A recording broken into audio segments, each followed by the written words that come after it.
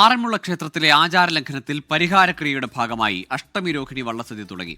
നിവേദ്യം സമർപ്പിക്കും മുമ്പ് ദേവസ്വം മന്ത്രിക്ക് അഷ്ടമിരോഹിണി ദിവസം സദ്യ വിളമ്പിയത് വിവാദമായിരുന്നു. അത് ആചാരലംഘനമാണെന്നും പരിഹാരം വേണമെന്നും ക്ഷേത്രം തന്ത്രി നിർദ്ദേശിച്ചിരുന്നു.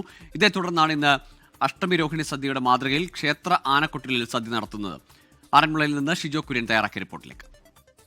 ആറന്മുള പാർത്ഥസാരഥി ക്ഷേത്രത്തിൽ അഷ്ടമിരോഹിണി വള്ളസദ്യയിൽ ആചാരലംഘനം ഉണ്ടായതിന് പിന്നാലെയുള്ള പ്രായശ്ചിത്ത സദ്യ ഇപ്പോൾ ക്ഷേത്രത്തിൽ പുരോഗമിക്കുകയാണ്. തന്ത്രിയുടെ നിർദ്ദേശപ്രകാരമാണ് ആറന്മുള വള്ളസദ്യ അതേ രീതിയിൽ തന്നെ ഇപ്പോൾ ക്രമീകരിച്ചിരിക്കുന്നത്.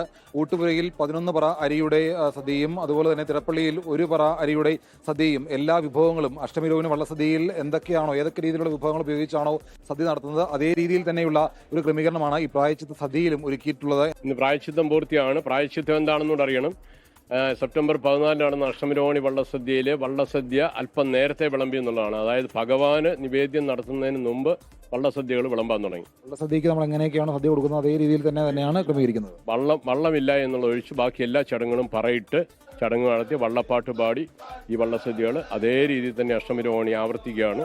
അത് വലിയ തോതിലല്ല, 1 ലക്ഷം പേരോളം അഷ്ടമിരോഹിണി ഉണ്ണുമെങ്കിൽ ഇന്ന് ഏതാണ്ട് 1500 പേരായിരിക്കും പരമാവധി കഴിക്കാൻ കഴിയുന്നത്. അപ്പോൾ അതാണ്, വള്ളമില്ല എന്നേ ഉള്ളൂ. അപ്പോൾ അതുമായി ബന്ധപ്പെട്ടുകൊണ്ട് വള്ളപ്പാട്ടും മറ്റു കാര്യങ്ങളും കൃത്യമായിട്ട് ക്രമീകരിച്ച് തന്നെയാണ് പ്രായശ്ചിത്ത വള്ളസദ്യ ഇപ്പോൾ ക്ഷേത്രത്തിൽ ക്രമീകരിച്ചിരിക്കുന്നത്. കഴിഞ്ഞ ദിവസമാണ് വിളിച്ചു ചൊല്ലി പ്രായശ്ചിത്തവും അതിനുശേഷം എണ്ണാപ്പണ സമർപ്പണവും നടന്നത്. എന്തായാലും ഇന്നിപ്പോൾ ഈ പറയുന്ന പ്രായശ്ചിത്ത സദ്യ ക്ഷേത്രത്തിൽ പുരോഗമിക്കുകയാണ്.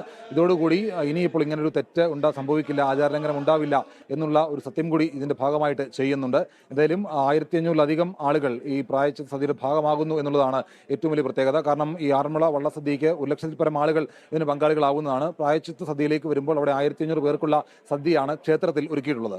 ആറന്മുള പാർത്ഥസാരഥി ക്ഷേത്രത്തിൽ നിന്ന് സഞ്ജയ് ഇക്ബാലിനൊപ്പം ഷിജോ കുര്യൻ, 24.